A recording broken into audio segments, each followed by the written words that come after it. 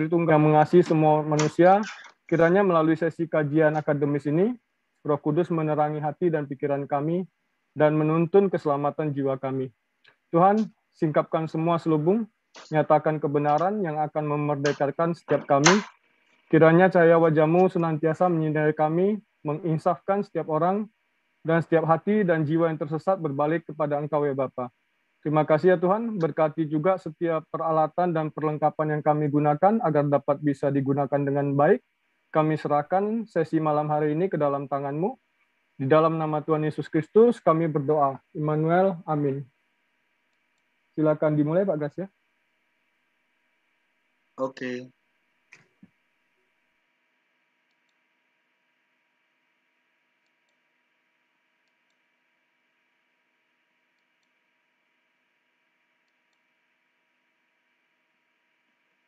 Shalom, selamat malam bola-bolanya manis. Malam hari ini kita masuk ke nggak disangka-sangka sudah masuk ke duet apologetika Jimmy Jeffrey dengan saya yang ke-14. Malam hari ini ada dua tema yang berbeda. Saya akan membaca sedikit sekelumit tentang Injil Barnabas, kepalsuan hal-hal yang memalukan dari Injil Barnabas yang diyakini bahkan dipakai oleh maraknya polemikus muslim termasuk Menahem Ali. Bahkan ada buku yang mengatakan kategori Injil Barnabas karena mengungkapkan pernyataan bahwa Muhammad ini adalah Rasulullah yang dinubuatkan. Injil Barnabas ini tingkatnya adalah hadis. Nah, saya akan bicara tentang sedikit sekelumit Injil Barnabas. Nanti Pak Jimmy Jeffrey akan mulai membahas negeri Seba yang sesungguhnya secara biblical dan historis menurut kajian akademis seperti apa. Injil Barnabas. Ini adalah lazim diketahui. Ini Injil palsu, Injil yang berbahasa Italia yang sangat digemari oleh orang Muslim. Jadi, ya memang yang namanya kepalsuan, yang namanya ketidakbenaran, asalkan ada sesuatu yang bisa menunjang klaim-klaim mereka polemikus Muslim menyukai buku-buku kajian-kajian tulisan-tulisan seperti ini. Jadi mereka lagi nggak memikirkan secara akademis apa Yesus berbicara dalam bahasa Italia apa tidak, nggak peduli. Yang penting Injil itu ada bahan yang mendukung klaim-klaim khayalan-khayalan atau asumsi-asumsi teologis mereka. Dan Injil ini benar-benar sangat Islami, Injil yang Al-Qur'ani. Kemungkinan kalau saya menggunakan istilah bahasa Jawa, Injil gregetan. In the beginning of gregetan. Jadi yang nulis ini mungkin jengkel, sehingga dia dalam menulis Injil Barnabas, tebalnya lebih tebal dari Perjanjian Baru. Jadi kalau kita lihat Injil-Injil kanonik, itu paling 28 pasal, 18 pasal, 24 pasal. Tapi kalau Injil Barnabas ini, Injilnya tulisannya orang yang sedang gregetan, yang sedang panik, dan dia mengungkapkan emosinya di dalam buku yang penuh dengan kebohongan. Total pasalnya 22 pasal, yang di dalamnya penuh berbagai macam gabungan kisah-kisah yang dikutip dari Injil maupun dongeng. Coba lihat. Ini ada mitos yang saya belum meneliti lebih lanjut asal mitosnya ini dari mana, yang jelas ini bukan ajaran Kristen. Di dalam pasal ke-40, surga di dalam Injil Barnabas, pintu surga itu dijaga sama ular yang bergigi tajam. Di saat setan mau masuk ke surga, dihadang sama ular. Nah, ini tidak ada di dalam ajaran Kristen, di dalam Alkitab Perjanjian Lama, Perjanjian Baru tidak ada. Tapi dongeng mistos entah dari mana yang akan saya selidiki, bahwa ularlah penjaga pintu surga, ini dongeng dari mana? Belum tahu, tapi yang seperti ini ada di dalam Injil Barnabas. Ini sudah menunjukkan bahwa memang Injil Barnabas ini Injil Gedabrus wal Jamaah, Injil Sontoloyo yang meramu berbagai macam dongeng mitos khayalan entah dari mana, diramu dan dikemas atas nama Barnabas rasulnya Yesus. Ke-30. Ini.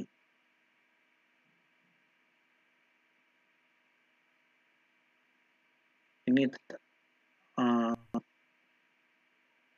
di dalam Injil Barnabas, Adam, orang yang pertama kali diciptakan Allah, melihat di langit ada tulisan lafaz Allah dan syahadat. Kemudian di dalam Injil ini ada minta tulisan lafaz Allah itu dan syahadat tentang pengakuannya bahwa Muhammad adalah Rasul, tolong sama Tuhan ditatukan di jempolnya dia. Ini menarik. Jadi di pasal 39, coba lihat. Maka Allah mengaruniakan manusia pertama, Adam, akan tulisan itu pada kedua ibu jari tangannya. Pada kuku ibu jarinya yang tertulis La ilaha illallah, tidak Tuhan selain Allah. Dan pada kuku jarinya yang kiri tertulis Muhammad adalah Rasul Allah. Jadi Adam adalah manusia pertama yang tangannya ditato oleh Tuhan. Tato tangan kanan, tiada Tuhan selain Allah. Tato tangan kiri, Muhammad adalah Rasul Allah. Nah, dan ini dipakai orang Muslim, dicetak berkali-kali, dan Injil gedabrus, Injil omong kosong, Injil palsu semacam ini diceramahkan, diopinikan, ini adalah Injil setingkat hadis, katanya begitu. Jadi mengelikan. Adam bertato, ditato sama Tuhan jempolnya dengan kalimat syahadat. Di dalam Injil Barnabas pun kisah-kisah dongeng Yahudi, dongeng-dongeng kaum Samaria, kitab Asatir bahwa Abraham dibakar pun muncul. Tapi bedanya di dalam Injil Barnabas yang mengisahkan dongeng-dongeng bahwa Ibrahim dibakar api itu Tuhan Yesus sendiri. Coba, Yesus sendiri yang menceritakan bagaimana Abraham dibakar di dalam api sebagai petua kepada yang lain. Tapi kitanya ada sedikit ada versi yang agak berbeda. Coba. Lalu Ibrahim di dalam Injil Barnabas, dia mengambil alat untuk menghancurkan semua kapak berhala-berhala yang ada, dihancurkan semua. Tapi dari semua berhala yang dihancurkan, dia tinggalkan satu, yaitu Baal. Nah, dengarkan, setelah semua dihancurkan, masyarakat marah. Maka ketika itu tibalah Ibrahim yang masih ingat akan omongan Ibrahim tentang Tuhan-Tuhan, tentang ilah-ilah itu.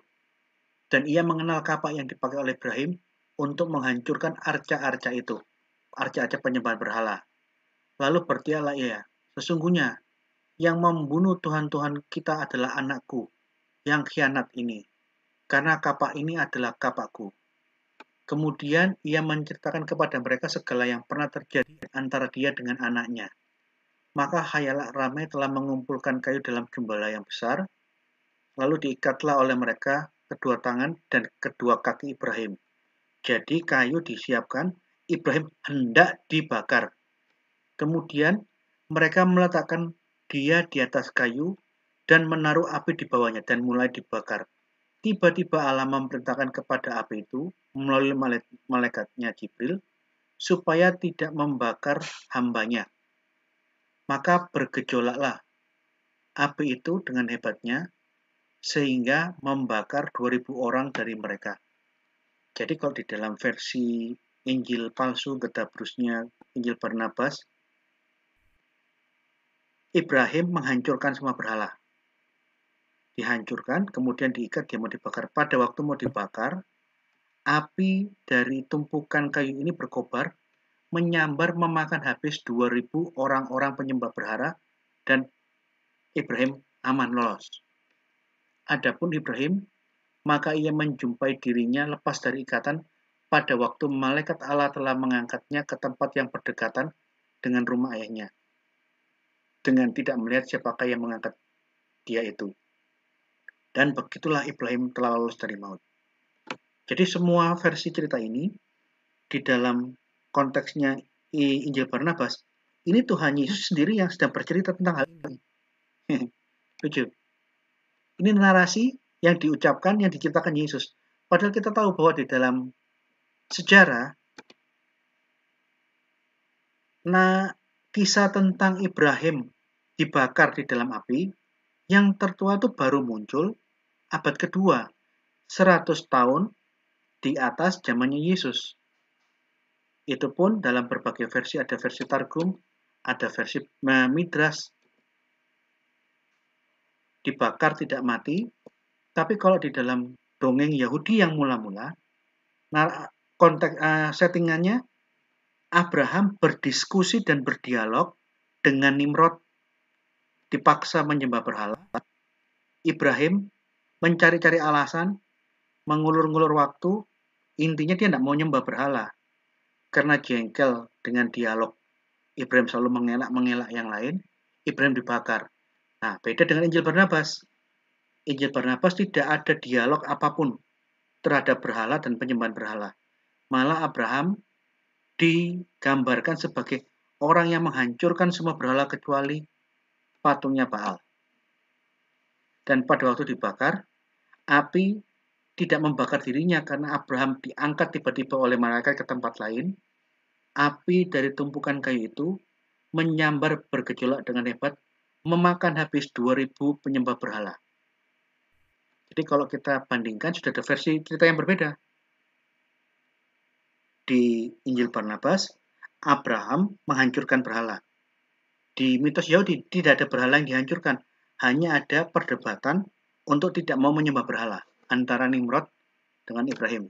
Ini di dalam mitos berisi teraba, settingannya Abraham berdiskusi dan menghindar, selalu mengelak untuk mau menyembah berhala, menyembah angin tidak mau, menyembah diarahkan menyembah matahari tidak mau, menyembah awan tidak mau. Intinya dia mengulur-ngulur waktu dan mengelak semua itu.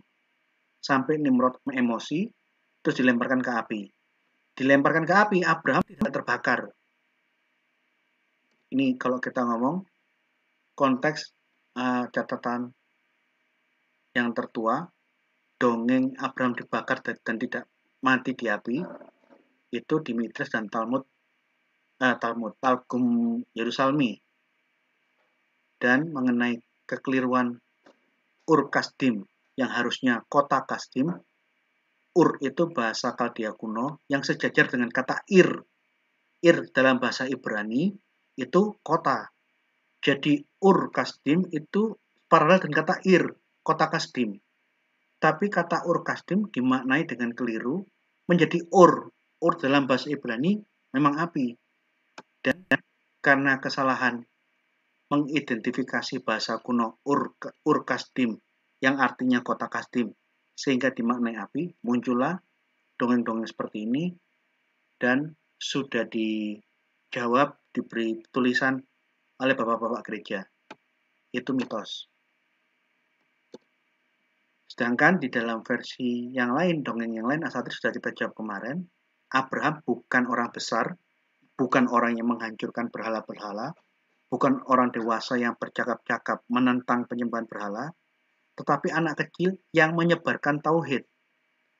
Jadi dia bayi dan dia menggemakan dunia ini hanya punya satu Allah. Karena Abraham, bayi Abraham, anak-anak Abraham, kanak-kanak Abraham ini mengatakan Allah hanya ada satu, hal itu membuat Nimrod marah dan dia dilemparkan ke api.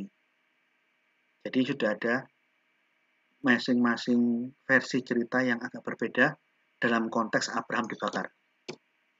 Nah, jadi apa yang muncul semacam ini? Ini muncul varian baru tentang mitos Abraham di dalam Injil Barnabas, Injil produk abad 16. Jadi ceritanya sekarang di abad 16 di Injil Barnabas, Abraham lah yang hancurkan semua patung-patung ini. Kecuali patung Baal. Waktu dia hendak dibakar, api dia diangkat malaikat ke tempat lain, nggak jadi dibakar. Api yang dipakai untuk membakar melumat habis para penyembah berhala yang jumlahnya 2000 orang. Yang menceritakan ini di dalam settingannya Injil Barnabas, Yesus sendiri yang menceritakan kepada orang-orang di dalam pasal tadi. Jadi ada 3 versi. Belum saya masukkan versi Quran yang keempat. Jadi mitos Yahudi, Ibrahim menolak menyembah berhala karena dia menolak berdiskusi dengan Nimrod, menolak penyembahan berhala, dibakar, mati. Versi Samaria bukan Ibrahim yang dewasa, tapi anak-anak gara-gara Ibrahim menyatakan pandangan monoteisme, dunia hanya punya satu Allah. Kalimat itu membuat geram Nimrod sehingga kanak-kanak Ibrahim dilemparkan ke api. Jadi sudah dua cerita yang berbeda. Yang terakhir, Injil abad ke-16, Injil Italia yang palsu ini, Ibrahim tidak berdebat dengan siapapun, malah dia menjadi pelaku aktif yang merusak dan menghancurkan semua berhala. Dan atas perbuatannya itu, dia diikat dan hendak dibakar. Tapi sesaat waktu mau dibakar, dia diselamatkan malaikat. Api yang terbakar dari tumpukan itu melumat habis 2000 penyembah berhala. Ini ada 3 versi. Ini. Yang menarik di pasal 39, pasal 39 ini bertentangan dengan doktrin Islam. Coba bacakan ayat 8. Yesus menjawab, demi Allah yang aku berdiri di hadapannya, bahwa sebenarnya aku ini bukanlah Mesias yang sedang dinantikan oleh seluruh bangsa-bangsa di muka bumi, seperti yang telah dijanjikan oleh Allah kepada bapa kita, Ibrahim. Firman-Nya, dengan keturunanmu, aku akan memberkahi semua bangsa di dunia ini. Bayangkan, di dalam narasi Injil Barnabas, Yesus mengatakan, saya bukan Al-Masih, saya bukan Mesias, saya bukan Al-Masih.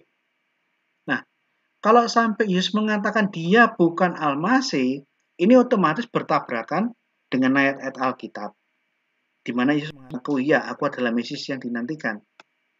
Plus, dia juga bertabrakan dengan doktrin Islam yang mengatakan Yesus itu adalah Al-Masih, Isa Al-Masih.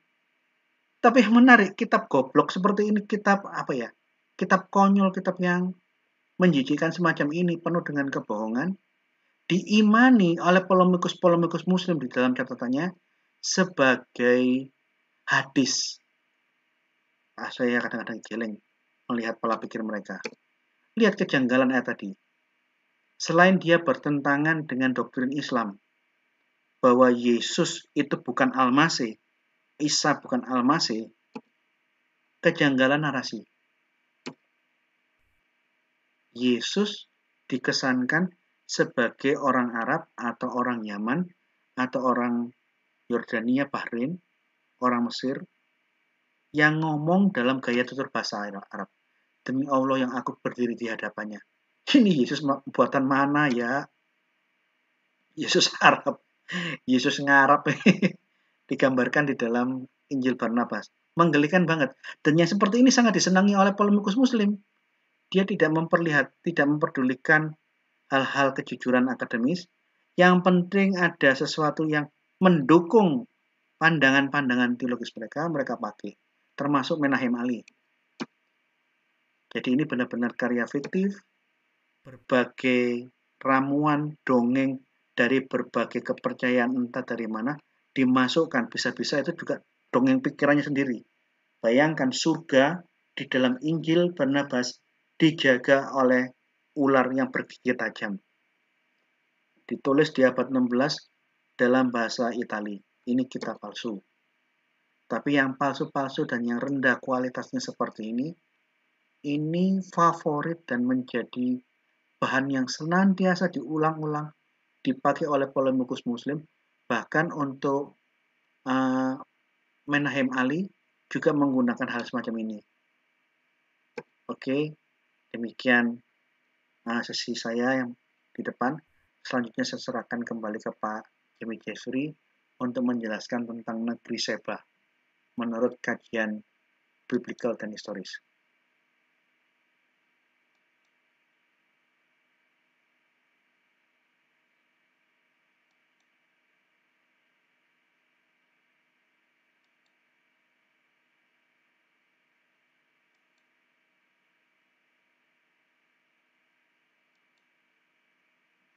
Pak Jimmy Jeffrey, silakan Pak.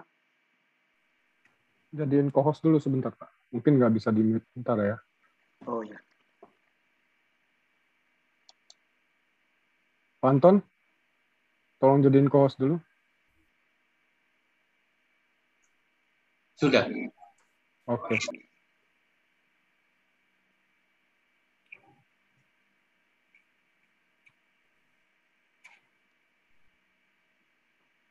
Ya. Shalom semua. Shalom. Maaf ada gangguan sedikit Pak Jimmy. Lanjut Pak. Ya. Oke, kita langsung masuk ke materi tentang negeri Sheba, kajian biblikal dan arkeologi. Kali ini kita akan kembali membahas materi yang sangat akademis. Jadi sekali lagi saya mohon maaf untuk para pendengar yang mungkin akan agak kesulitan untuk bisa mencerna materi ini karena memang pembahasan ini sudah semakin teknis karena topiknya saya fokuskan pada tentang Sheba atau Sabayan. Itu sebuah kerajaan yang sangat terkenal di Arabia. Kenapa saya mengangkat ini? Karena Menahem Ali mempresentasikan poin-poinnya itu bahkan dalam 3 video. Dia mengulang-ulang tentang poin ini. Dan kayaknya dia penasaran dengan materi sebelumnya yang membahas tentang pendapat Josephus berkaitan dengan posisi lokasi dari keturunan Ketura yang menyebut tentang Arab Felix di Arabia Felix, yang ternyata Arabia Felix itu ada 2 versi. Yang versi pertama mencakup hanya Yaman, tetapi versi lainnya justru mencakup hampir menyeluruh semenanjung Arabia. Dan ini dia memang tidak sangka karena menganggap poin tentang Josephus itu sudah sangat kuat. Dan tidak sangka ternyata data dari Ptolemeus membuktikan bahwa Arabia Felix itu juga dari versi yang lainnya mencakup wilayah luas bahkan sampai mendekati Teluk Akabah.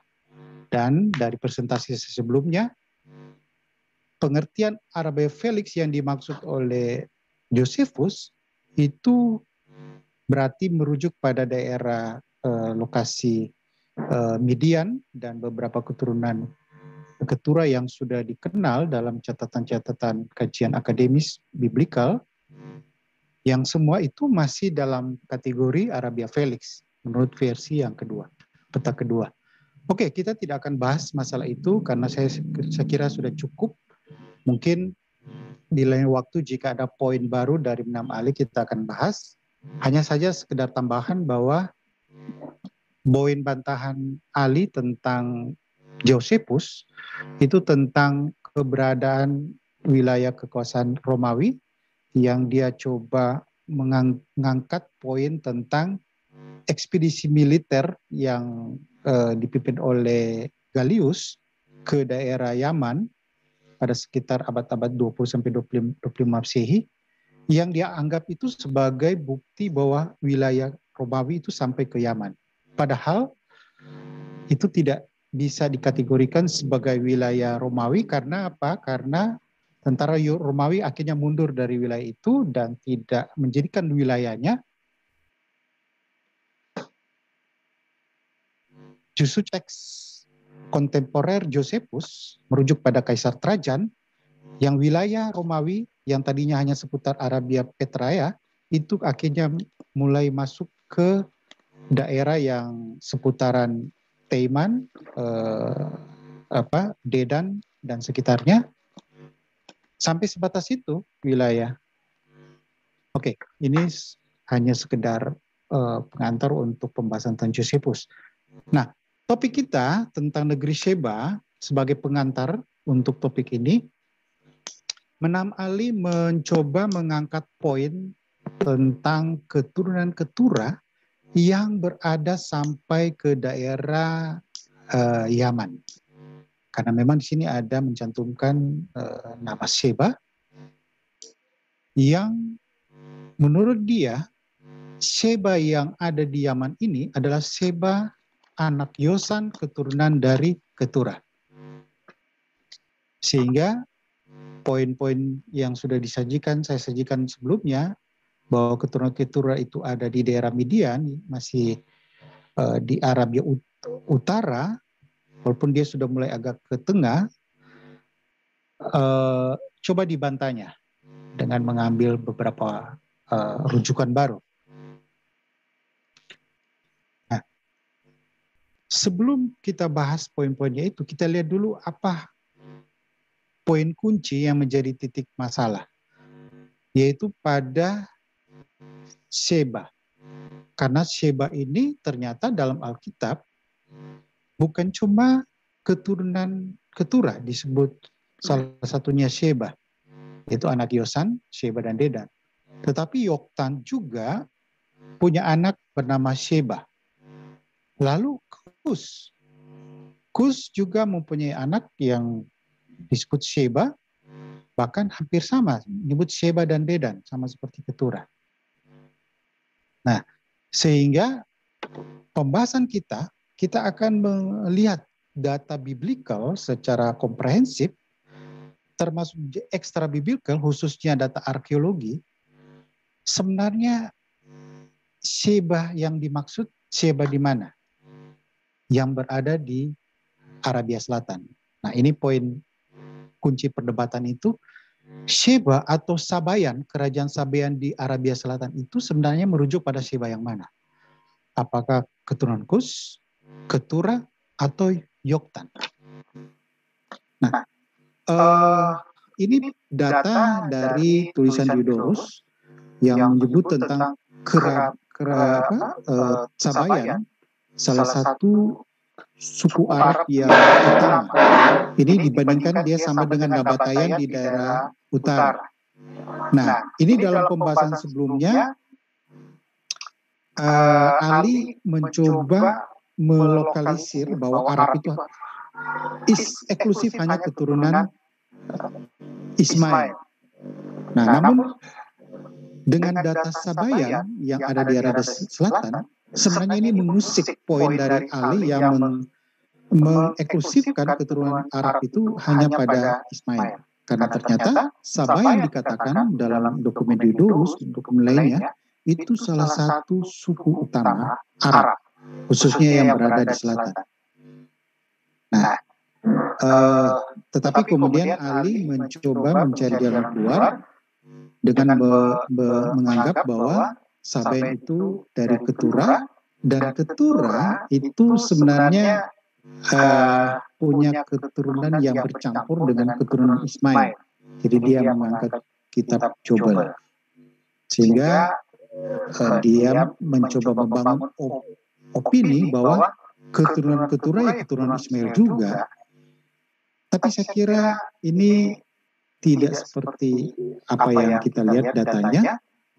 Kalaupun ada perkawinan campur, tetapi eksklusivitas keturunan tetap terlihat. Seperti Tema, itu adalah khas keturunan Ismail. Dedan, kemudian Midian, itu khas keturunan Keturah. Jadi kita tidak bisa mengklaim bahwa Tema itu, kemudian Kedar itu adalah juga keturunan Keturah. Saya kira tidak seperti itu. Jadi identitas masing-masing suku, khususnya khas dari jalur keturunan itu tetap bisa dibedakan. Nah, jadi saya kira poin itu sangat lemah kalau mengambil rujukan poin dari kitab Jobel atau The Book of Jubilee. Oke. Jadi data dari Diodorus ini belum menjadi poin mendukung Ali bahwa Sabayan itu adalah Keturah. Tetapi yang jelas Sabayan dalam Diodorus ini dimaksud adalah Sabayan yang berada di Arabia Felix. Nah, sekali lagi Arabia Felix ini dalam pengertian peta versi pertama yang membagi Arabia Petrea, Arabia Deserta yang berada di tengah atau Saudi Arabia saat ini, dan di bagian selatan Arabia Felix. Nah, beda dengan konsep Ptolemy atau Ptolemeus, bahwa Arabia Felix itu sampai ke arah mendekati arah utara, dan Arabia Deserta itu berada di bagian selatan Mesopotamia. Kita sudah bahas dalam pembahasan sebelumnya. Nah, yang menarik, Ali dengan sangat confidence mengatakan bahwa argumennya itu sangat kuat, bahkan tidak bisa dibantah lagi. Apalagi dia mengangkat rujukan dari seorang scholars yang terkenal dalam kajian studi tentang Arab, yaitu Irfan Shahid. Yang kebetulan dia seorang Kristen, walaupun namanya rada-rada berbau Muslim, Irfan Shahid, tetapi dia Kristen. Tetapi ini yang menjadi poin Ali, termasuk ada rekan diskusinya waktu pembahasan dia di video, bahwa scholar Kristen sendiri seperti Irfan Shahid mengakui bahwa Sabayan yang di Yaman itu adalah keturunan Ketura. Nah, kali ini saya akan membandingkan dengan scholars yang juga spesialis dalam dunia Arab kuno, yaitu Jen Retso dan Israel Epal, dan ini sudah beberapa kali saya gunakan dalam diskusi sebelumnya. Tetapi kalau kita lihat sekilas, sebenarnya ada perbedaan sebenarnya dari dua versi ini, Irfan Shahid versus Jen Retso dan Israel Epal. Kenapa? Karena Irfan Shahid dia membahas tentang Arab dalam konteks abad keempat, khususnya kaitannya dengan Byzantium. Dan dia punya buku lagi, seri berikutnya tentang Byzantium and the Arabs di abad ke-5, kemudian bahkan 6, bahkan ke-6 itu dibagi 2 seri, jadi seri 1-2. Yang sebenarnya fokus Irfan Shahid itu bukan pada konteks ancient Arabia. Beda dengan Jen Retso dan Israel Epal, itu konteks ancient Arab atau Arab in antiquity atau Arab era kuno. Jadi sebenarnya beda penekanan. Dan tentu kalau kita lihat sekilas, kita bisa melihat mana yang sebenarnya lebih tepat jadi rujukan. Oke, kita tidak akan menghakimi ide itu hanya buku itu hanya dengan covernya. Don't judge the book by the cover. Oke, kita akan langsung ke intinya. Kita melihat inti poin dari Ali tentang rujukan dari Irfan Shahid.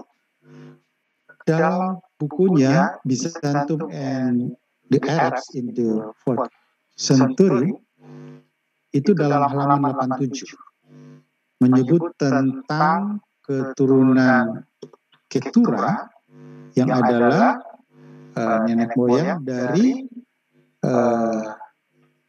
Sabayan. Nah, ini dituliskan Philostorgius' conception of the ethnography of South Arabia is biblical and consists in the application of the concept of the family of nation to the peoples of the part of the Near East as the Hydrites, the Sabayans. Nah, ini. Jadi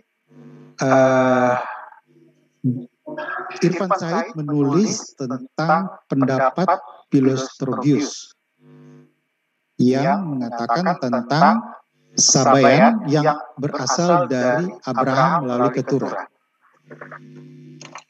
Nah, ini yang menjadi perhatian kita. Kenapa?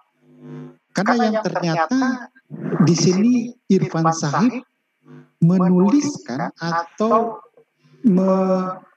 menjelaskan tentang pendapat Philostorgius. Philostorgius yang memiliki pendapat bahwa keturunan bahwa Sabaean itu dari keturunan Abraham melalui Keturah. Dan ini sepertinya tidak berarti bahwa itu adalah posisi Irfan Said. Tidak berarti ya. Nanti kita akan lihat seperti apa. Nah, ternyata Philostorgius ini diambil dalam tulisan yang ditulis oleh Photius tentang The Ecclesiastical History of Philostorgius. Dalam buku yang kedua, pasal keempat, di situ dikatakan tentang perkataan Philostorgius. He says that Constantius sent ambassadors to those who were formerly called Sabaean, but are now known as Homerites, a tribe which is descended from Abraham by Keturah. Jadi dari tulisan Photius tentang pendapat dari Philostorgius. Ini yang kemudian dicantumkan dalam buku Irfan Said. Nah, siapa sebenarnya Philostorgius ini? Kita perlu sedikit mengenal, karena ini salah satu sebenarnya salah satu tokoh kekristenan pada abad-abad awal yang memang kurang begitu dikenal. Karena ternyata dia adalah seorang sejarawan Bizantium, tetapi dia adalah pendukung Arianisme, yaitu pada sekitar tahun 425 sampai 433 dia menulis tentang sejarah gereja yang kemudian tadi ditulis oleh dikompil kembali oleh Photius, itu seorang juga tokoh gereja di abad berikutnya. Nah, ternyata dari Photius yang mengkompil tulisan Philostorgius, dia menilai bahwa tulisan dari Philostorgius ini tidak kredibel. Tidak kredibel karena seperti katakan di sini, Photius judged him with obscurity and bias. Jadi ada bias dalam tulisan-tulisan Philostorgius. Nah, kemudian dalam buku berikutnya, Question Patrology, volume 3, ini juga menilai tentang tulisan Philostorgius yang seorang Arian atau pendukung Arianisme yang semangatnya itu begitu meninggikan Arian. Dan ternyata ini dalam masalah the history in one volume and the 6 books goes down to this period. The author is a liar and the narrative often fictitious. Jadi penilaian dari scholars bahwa dia seorang penulis yang tulisan-tulisannya bahkan sering fiktif. Jadi sebenarnya penulis ini tidak kredibel menjadi rujukan, apalagi menyangkut data sejarah. Dan dia tidak menjelaskan dasarnya untuk mendukung bahwa Sabaean itu adalah keturunan Keturah. Itu tidak ada, dia hanya menyebutkan secara sepintas. Jadi sebenarnya ini tidak menjadi dasar yang begitu kuat sebenarnya untuk mengambil kesimpulan bahwa Sabaean itu adalah keturunan Keturah. Nah, yang menarik sebenarnya dalam buku yang sama, Irfan Said tadi, dia menuliskan di halaman 321 sampai 322 tentang keberadaan keturunan Keturah, khususnya yang berada disebutkan sini berada di seputaran Sinai atau daerah Midian. Nah, ini berkaitan juga dengan orang-orang Paran, jadi the Paranites. Jadi ini sekaligus juga menjelaskan tentang keberadaan Paran yang berada di daerah Sinai atau berada di daerah Midian. Jadi sebenarnya Irfan Said memiliki pendapat walaupun ini dia merujuk juga tulisan kuno lainnya di sini tentang tulisan itinerario yang ini sini di paling bawah, 4 baris di bawah. The Eternium does provide valuable information on one group of Arab in Sinai. Nah, ini tentang keberadaan grup-grup atau suku-suku Arab di daerah Sinai yang katakan bahwa mereka itu he's not Ismail, jadi bukan keturunan Ismail. Nah, tetapi di sini katakan the descendant of Abraham and Hagar, but Jethro the descendant of Abraham and Keturah. Jadi menyebut tentang keturunan Keturah yang ada di Sinai. Atau selain Sinai itu di daerah Midian. Jadi Midian itu dia di seberang Sinai dibatasi oleh Teluk Akaba. Masih di daerah Arabia Utara yang mulai masuk ke bagian Arabia Tengah. Jadi di sini dalam halaman ini justru memberi kesan bahwa Irfan Shahid mendukung poin tentang Abraham dan Keturah atau keturunan berkaitan dengan keturunannya yang berada di daerah Midian, daerah Sinai. Tetapi kalau kita bandingkan dengan tulisan sebelumnya justru terkesan datar. Dia hanya semacam menuliskan kembali pendapat Philostrabius Conception. Jadi bisa kelihatan sebenarnya bahwa Irfan Shahid cenderung cuma hanya sebatas menuliskan saja. Berbeda di halaman 31, selain dia merujuk tentang Eternium, dia juga memberi pendapat dia, posisi dia, bahwa keturunan Keturah itu yang berada di daerah Midian atau di daerah Sinai. Kita lihat bedanya di sini. Nah, sebagai tambahan yang sudah pernah dibahas sebelumnya, Irfan Shahid menyebutkan tentang Edom sebagai Arab.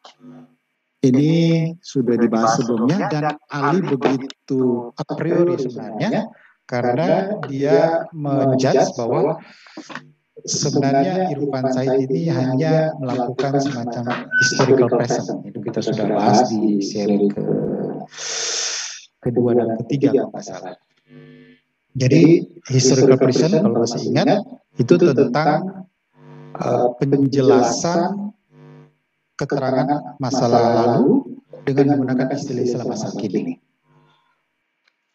Jadi bantahan Ali waktu itu bahwa sebenarnya Irfan Shahid tidak bermaksud mengatakan Edom itu adalah suku Arab pada waktu itu. Tetapi dari perspektif masa sekarang, Edom itu dianggap Arab karena wilayah Arab sudah begitu luas. Apalagi sekarang sudah dikenal dengan Liga Arab, jadi semua bahkan Mesir pun dianggap Arab. Padahal Irfan Shahid tidak melakukan historical present, ini kita sudah bahas sebelumnya. Nah, sebagai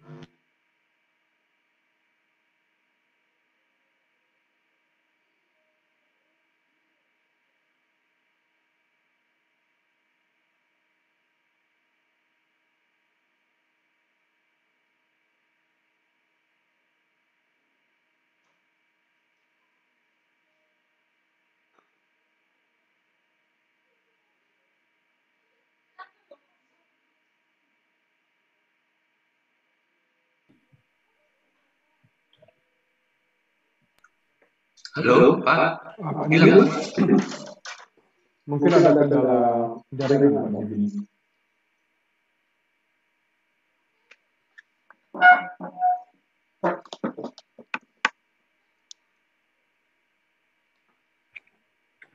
Ya, teman-teman, Pak Jimmy Jeffrey lagi ada kendala jaringan. Kita sambil menunggu sebentar, beliau masuk kembali. Untuk pertanyaan, bisa ke saudara Randy FL, send private ke sana, di kolom chat, nanti akan dibacakan pada sesi selanjutnya.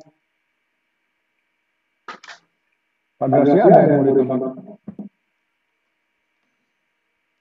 Kalau untuk poin yang kedua tentang negeri Seba, saya tunggu Pak Jimmy Jeffrey dulu aja deh. Baik.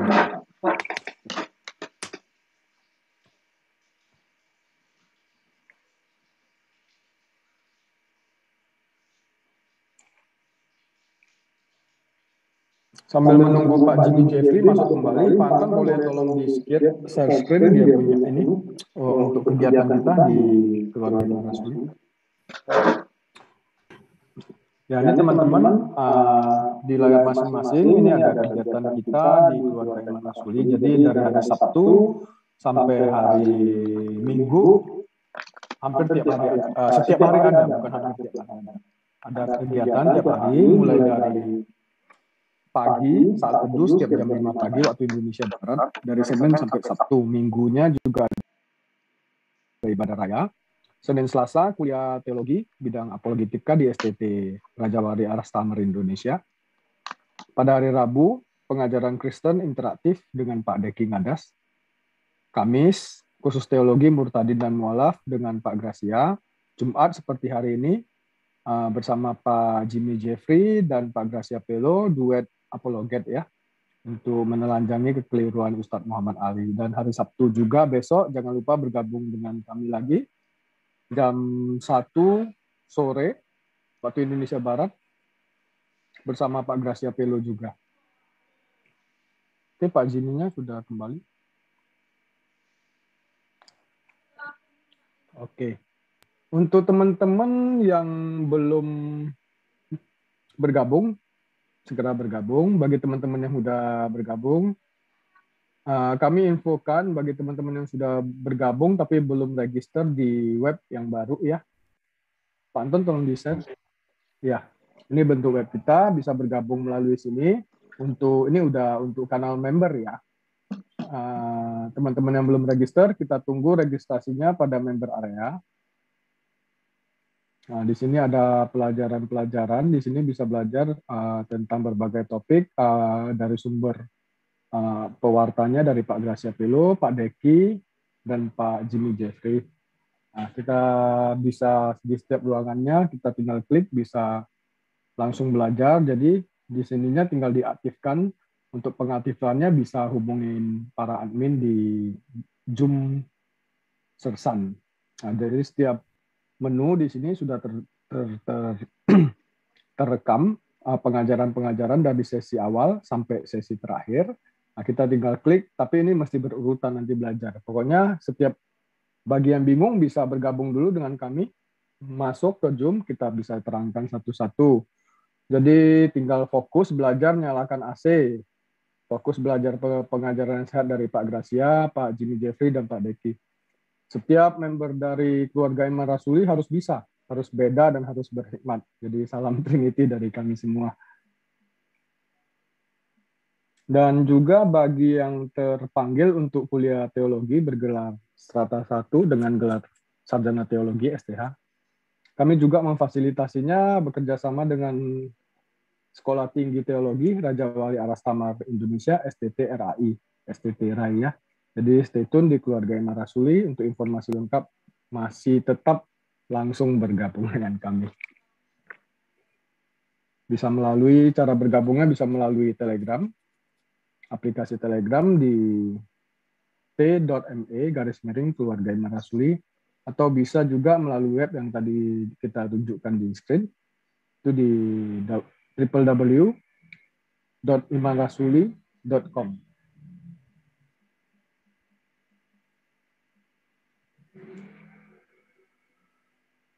Pak Jimmy-nya udah masuk belum? Pak Jimmy. Belum, Pak. Belum masuk. Oh. Soalnya saya agak kecapean dan hari ini capek banget lah. 2,5 jam ngajar di SCT RAI, terus nyambung lagi malam ini. Jadi saya hanya bikin sedikit kajian tentang Injil Barnabas. Tapi memang sih, di dalam dunia polemikus Muslim, Injil Barnabas yang secara akademis ini kitab yang sangat memalukan dan rendah kualitasnya, entah kenapa pihak mereka itu bisa kompak bersatu hati mempropagandakan di dunia maya, mencetaknya berkali-kali dan menyebarkan seakan-akan bahwa kitab yang palsu, kepalsuannya ini sangat benar-benar memalukan, bisa dijadikan bahan untuk dakwah dan mengatakan bahwa yang benar ini adalah yang palsu, yang kita yang benar, yang palsu ini adalah yang benar, balik-balik. Coba bayangkan, kalau kita, saya tertarik untuk ingin membuat kajian yang membahas per bab, tapi belum sempat sih karena memang saya banyak jadwal untuk ngajar. Nanti kan saya ada waktu, saya kepingin bahas per bab atau per satu. Ini sumber-sumbernya, mitosnya dari mana? Ini mitos dari Kristen bidat, apakah mitos dari Yahudi, apakah mitos dari cerita-cerita yang berkembang di Eropa abad ke-16. Saya rasanya kepingin membuat kajian semacam itu. Tapi ya masih ide aja dulu. Karena kalau sejauh yang saya baca, jumlah kekonyolan dan hal-hal yang tidak masuk akal itu penuh sekali di dalam Injil Barnabas. Ya, yuk kita tunggu Pak Jimmy Jeffrey. Dia mati karena lampunya mati atau kenapa nih Pak kira-kira? Sebentar lagi dihubungi Pak. Oh gitu. Bisa jadi mati lampu, biasanya itu kendala yang paling besar kalau untuk webinar begini Pak. Oh gitu.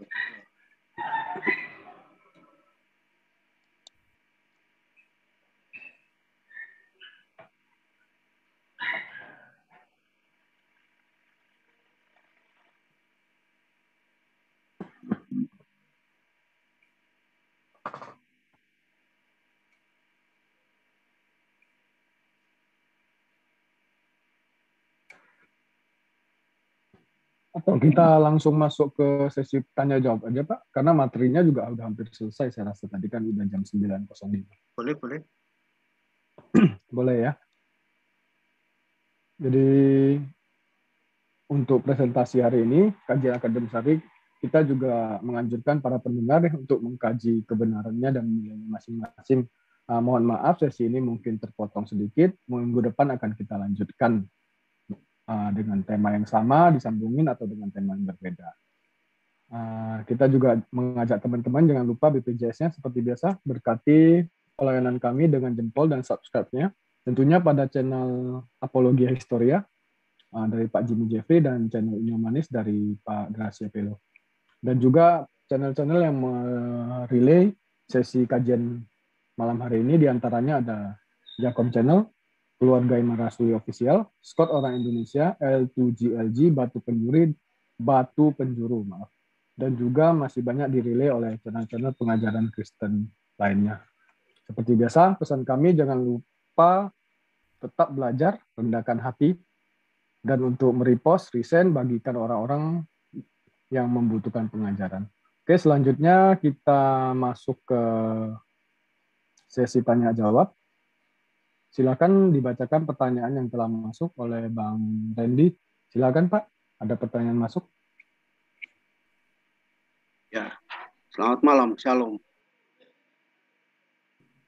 Terima kasih sebelumnya Pak Gracia pemaparannya. Selanjutnya kita masuk ke pertanyaan. Sambil menunggu pertanyaan yang lain, saya awali pertanyaan, Mbak. Jika para polemikus Muslim percaya akan Injil Barnabas, adakah poin-poin yang mendukung teologi Islam di dalamnya? Atau adakah poin-poin lain dalam Injil Barnabas ini yang justru menabrak teologi Islam? Selain yang tadi sempat Pak Gracia contohkan. Karena kekristenan tidak menerima Injil Barnabas ini. Itu? Ya, terus? Itu saja dulu, Pak. Dua-duanya ada. Baik yang bisa polemikus Muslim manfaatkan untuk digunakan sebagai bahan dakwah dan syiar agama Islam, sekaligus di dalam Injil Barnabas yang mereka pakai ada banyak poin-poin yang menyerang dan bertabrakan dengan doktrin Islam sendiri mengenai nubuatan Muhammad sebagai Rasul. Jadi aku bersaksi bahwa Muhammad adalah Rasulullah, itu ada muncul 2 kali sebagai tulisan yang ditatukan Allah di dua jempolnya Adam.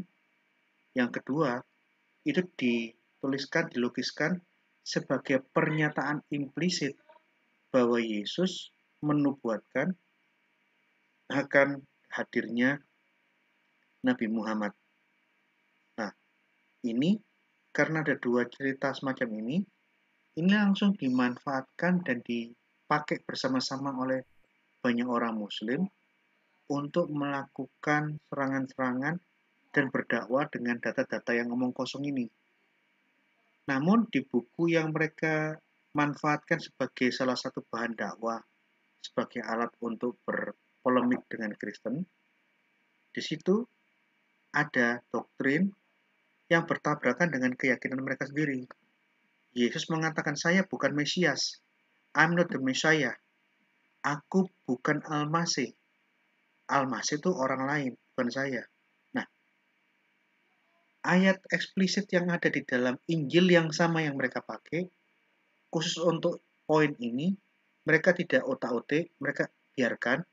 Mereka mengompor-ngomporit dan mempropagandakan sisi lain yang bisa cocok dengan klaim-klaim teologis mereka. Jadi ini yang saya bilang ya memang pola pikir dan gaya mereka berdakwah itu ya memang ya seperti ini. Dia tidak memperdulikan benar tidaknya suatu dokumen, asalkan ini bisa dipakai, mereka pakai.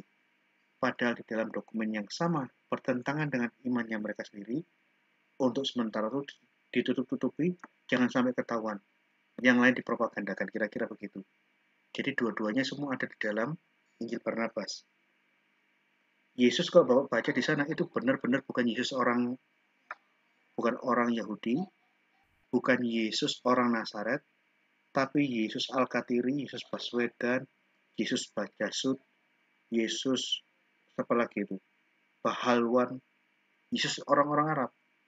Karena semua gaya bahasa, gaya Yesus bertutur kata dan memberi nasihat kepada orang-orang yang ada di sekelilingnya menurut konteksnya Injil Barnabas, selalu bertutur kata dengan gaya bahasa Arab. Dan ini sesuatu yang asing dan menggelikan. Bagi polemikus Muslim, dia tidak melihati sedetil ini, bahwa Yesus bertutur kata dengan ungkapan-ungkapan gaya bahasa Arab ini sesuatu yang asing. Bagi mereka nggak peduli. Yang penting ada pernyataan dalam Injil Barnabas bahwa Yesus menubuatkan akan datangnya Muhammad. Ini yang mereka pakai. Jadi melihat kenyataan-kenyataan yang lain, bahwa ada kejanggalan-kejanggalan yang minggu lalu sudah disampaikan Pak Jimmy Jeffrey. Kalau Yesus orang Nazaret dan penulis Injilnya orang yang pernah tinggal di Timur Tengah, dia tidak akan pernah menuliskan Yesus berlayar dari Kapernaum sampai ke Nazaret. Nggak mungkin. Dari Nazaret ke Kapernaum.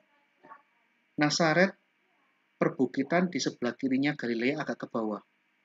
Antara Nazaret dan Kapernaum itu dipisahkan oleh daratan dan berbukit-bukit. Nah, sekarang pertanyaannya, kapal apa? Perahu apa? Kapal apa yang bisa menjelajahi daratan, yang bisa melewati naik turunnya perbukitan antara Nazaret, coba perhatikan Nazaret di mana, menuju Kapernaum. Tapi bagi polemikus Muslim, catatan palsu semacam ini itu nggak jadi masalah buat mereka. Bahwa tidak mungkin saya yang tinggal di Malang pergi ke Batu dan daerah Pujon dengan berlayar, nggak mungkin. Sekalipun ada sungai yang menghubungkan antara Batu dengan Malang, tapi nggak mungkin bisa berlabuh dengan perahu dari Malang ke Batu, nggak mungkin. Tapi hal-hal empiris yang benar-benar nyata-nyata bohong semacam ini, bagi polemikus Muslim, penggiat mu'alaf, termasuk polemikus Muslim seperti Menayam Ali, nggak peduli. Yang ini ditutup-tutupi, nggak usah diangkat. Halaman lain, ayat lain di pasal lain yang bisa menunjukkan, ini loh Muhammad loh sudah dinubuatkan Yesus. Ini kan mereka angkat-angkat. Dan mereka berikan predikat yang berlebihan, sampai-sampai saya baca satu tulisan. Injil Barnabas yang menggelikan dan penuh dengan kepalsuan semacam ini diberi predikat sebagai tulisan setara hadis, kira-kira begitu. Yang lain? Iya, Pak Gracia, terima kasih. Ini minta penegasan saja, Pak. Karena mungkin banyak yang belum tahu tentang Injil Barnabas, kenapa ditolak oleh kekristenan. Minta penegasan dari Pak Gracia mungkin secara historis atau Itu teologis. sudah dijawab kemarin sama Pak Jimmy Jeffrey dan saya, karena tidak ada Injil yang ditulis oleh kelompok rasuli yang baru dibuat di abad ke-16. Pakai otak yang paling sederhana. Tidak ada Injil yang otentik, Injil yang asli, yang baru ditulis, baru muncul di abad ke-16. Dari tahunnya aja udah nggak mungkin. Kedua, lihat gaya bahasanya. Jangan gaya bahasanya, lihat bahasa yang dipakai. Tidak mungkin ada rasul-rasul, rasul muridnya Yesus, yang berbahasa Itali. Ini kedua. Ini bukti internal manuskrip teksnya Injil Barnabas. Sekarang kita lihat gaya bahasanya. Tadi saya tunjukkan gaya bahasa yang sedikit gaya bahasanya Injil Barnabas. Tidak mungkin Yesus orang Nazaret, orang Yahudi, bertutur kata dengan gaya bahasa Arab. Jadi, kenapa Injil Barnabas tertolak? Ya jelas, tertolak dari 3 hal itu tadi. Dia baru muncul di abad ke-16. Mustahil ini Injil yang benar. Kedua, tidak mungkin ini Injil yang baik, yang otentik, karena bahasanya Itali. Ketiga, ini bukan Injil yang asli, karena dia menggambarkan dan menceritakan Yesus sebagai Yesusnya orang Arab. Makanya Injil Barnabas itu Injil yang kayak bahasanya Qurani dan sangat-sangat Islami. Ditolaklah pasti. Nah, begitu kita menolak dokumen-dokumen palsu yang menjadikan seperti ini, mereka mengembangkan opini playing victim. Ya, memang Kristen itu anti dan benci terhadap Islam, sehingga Injil Barnabas yang mengakui kenabian Muhammad tidak diakuinya karena mereka benci sama Islam. Memang itu palsu kok. Gak ada hubungannya dengan kita benci kepada kalian apa enggak. Berdasarkan tulisannya memang ini palsu. Begitu kita menolak ini sesuatu yang bukan the real, mereka berplaying victim. Ya ini kira-kira ini penyakit kejiwaan yang rata-rata mengidap kelompok polemikus muslim, dan cara-cara mereka berdakwah ya kira-kira seperti itu.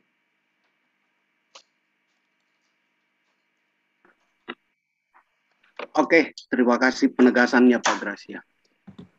Pertanyaannya cuma itu. Saya kembalikan dulu sementara ke host. Baik, terima kasih Pak Randy. Terima kasih Pak Gracia atas jawabannya. Pak Jimmy sudah kembali. Kita kembalikan ke Pak Jimmy untuk melanjutkannya atau mau ditahan sampai minggu depan agar topiknya tetap panas. Silakan Pak Jimmy, nambahin sedikit. Silakan Pak Jimmy, Pak. Ya, oke, saya percepat aja.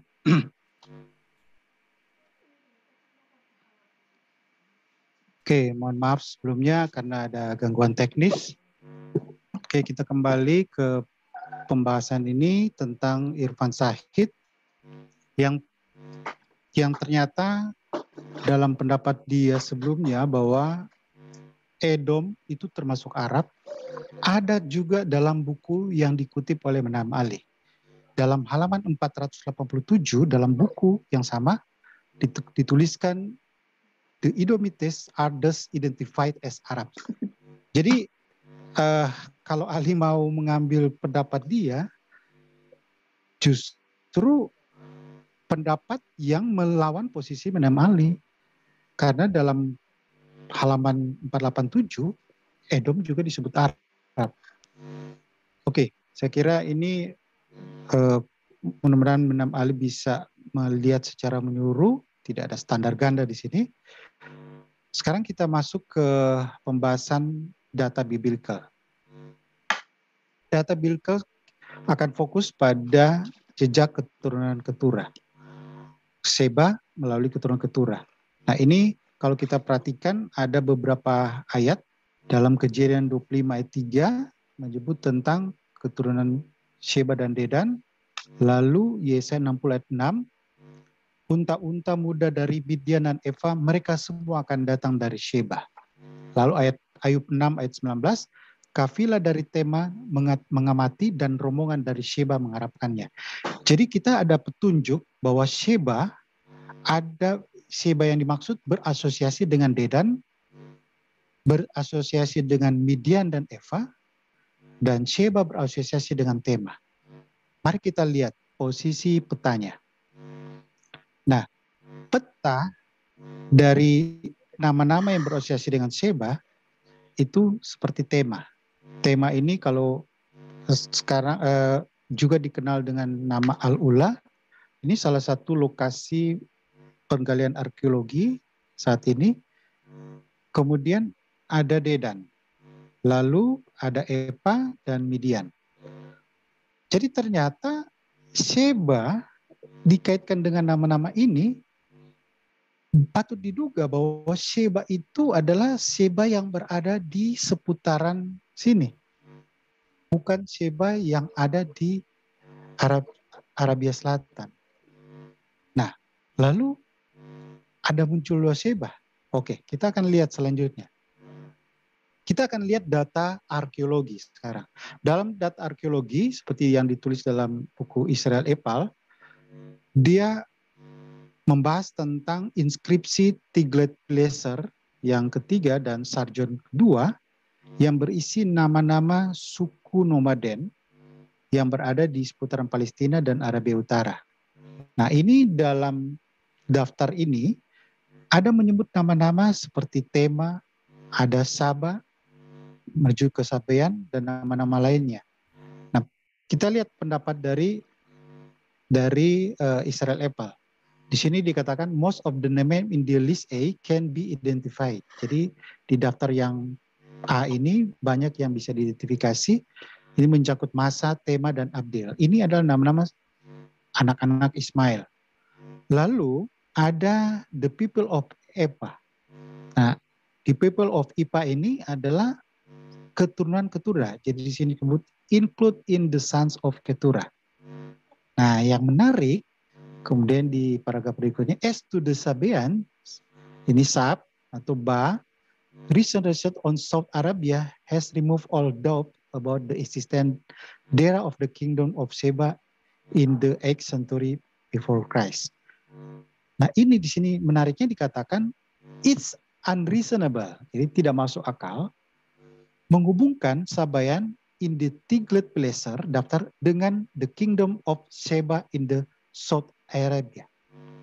Jadi tidak masuk akal menghubungkan Sheba yang di ini dengan kejaran Sheba yang ada di Arabia Selatan. Tetapi ini menunjukkan bahwa dia adalah Sheba yang terpisah. Oke. Nah, Jan Reso juga mengatakan hal yang sama tentang Sheba yang dimaksud adalah Sheba keturunan dari Keturah. Jadi melalui Yoksan. Dan ini tidak berindikasi ini, there is no indication that these are the South Arabian Sabean. Jadi tidak ada. Nah, akhirnya kita bisa melihat bahwa ternyata ada dua Sheba. Ini langsung kita lihat ke summary dari Jan Reso. Ternyata the Old Testament does clearly indicate the existence of two Sheba. Jadi ada dua Sheba. Yaitu Sheba yang berada di seputaran Dedan, yang bagian agak utara, dan Sheba yang berada di selatan. Nah, sehingga kita bisa membandingkan pendapat antara Israel Epal dan Irfan Said. Kalau Irfan Said, ini saya masih tanda tanya, karena ini tidak memberi kesan bahwa ini posisi tegas dari Irfan Said, tetapi dia hanya mengutip Philostratus Turgius yang menyebut Sabayan di Saudi Arabia atau di Arabia Selatan itu adalah keturunan Keturah. Israel Epal berdasarkan data arkeologi juga membandingkan data biblical, itu mengaitkan bahwa keturunan Seba dari Ketura itu berada di utara. Jadi sekali lagi, dengan data-data ini membungkam Ali yang mengandalkan tulisan Ibn Sahid bahwa Seba yang di Yaman itu adalah keturunan Ketura. Karena ternyata Seba keturunan Ketura itu bukan di Yaman, tetapi ada di daerah utara. Ini saya kira data arkeologi ini sejalan dengan data Alkitab, data biblical yang mengasosiasikan Seba itu dengan Midian, dengan Epa, dengan Tema, Dedan, yang semuanya itu masih di bagian utara. Jadi kedua data biblik ini, biblical maupun arkeologi, membantah posisi Bin Ali. Dan sedikit review saja untuk pendapat Jerome yang sudah dibahas, tetapi Ali tetap angkat ulang-ulang. Dia katakan dalam tulisan Jerome ini bahwa Austrum itu selatan, itu merujuk pada Arabia Selatan. Jadi keturunan dari Teman, di sini ada Teman et Austrum, itu merujuk pada Teman nama lain Yaman yang ada di Arabia Selatan. Padahal kita sudah bahas sebelumnya, Teman yang dimaksud adalah oasis Tema, yang bukan Teman Yemen, terletak di arah selatan dari kediaman Bani Ismail. Jadi Ad Austrum itu bukan Arabia Selatan, tetapi hanya bicara arah selatan. Dan dalam konteksnya ini adalah seratan dari anak-anak Ismail, karena di bagian paling selatan dari Ismail ini, kalau kita lihat ada di Bayot, Nabatean di daerah utara, Kedar, di Tema ini adalah bagian selatan. Jadi konteks ini. Nah, Ali dalam diskusinya menganggap saya keliru, tidak tahu membedakan antara arah selatan dan Arabia Selatan. Tidak seperti itu. Konteksnya yang menjelaskan bahwa ini bukan bicara Arab Selatan, beda. Ini adalah arah selatan. Nah, sebagai data pembandingnya, ternyata dalam buku Jerome, dalam buku yang sama, juga menyebut tentang kata Austrum, selatan. Bahkan ada kata deserto. Deserto kita sudah bahas kemarin, itu bukan juga Arab deserto, tetapi hanya deserto dalam pengertian padang gurun. Nah, ini yang menarik.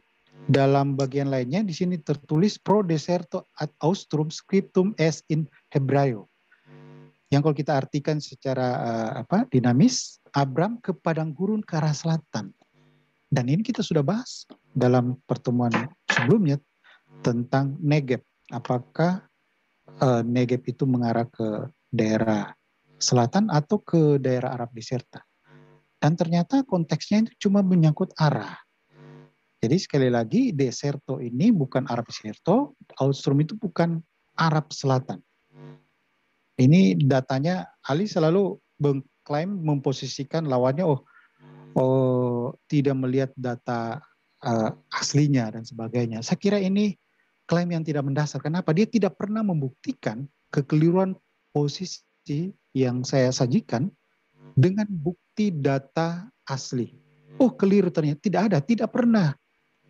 Dan ternyata saya menggunakan data-data asli tulisan Latin ini, justru Ali yang keliru.